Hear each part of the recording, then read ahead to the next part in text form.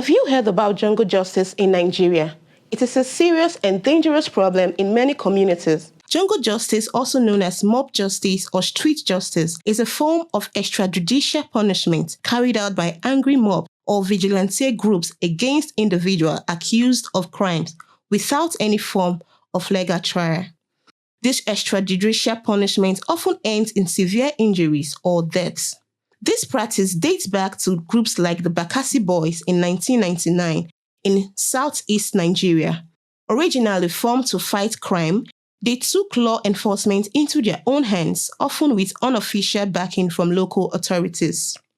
In September 2025, in Mabushi, Abuja, a mob attacked local area boys following a car accident. Shockingly, police were nowhere to be seen as the mob beat suspects and set them on fire.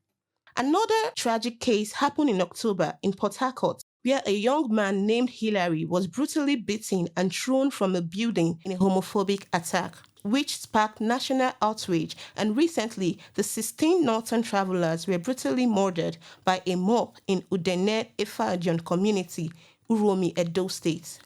In addition to those accused of criminal acts, others have been targeted largely based on their identity or belief.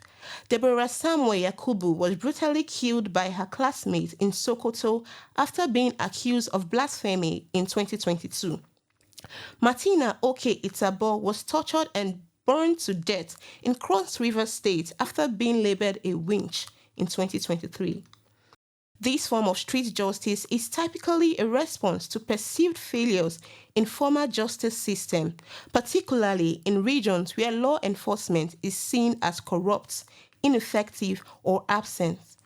These also violate human rights and undermine the rule of law, denying victims fair trials and leads to chaos and injustice.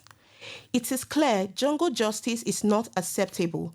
Nigerians must stand against mob violence and demand that justice is served only through lawful channels.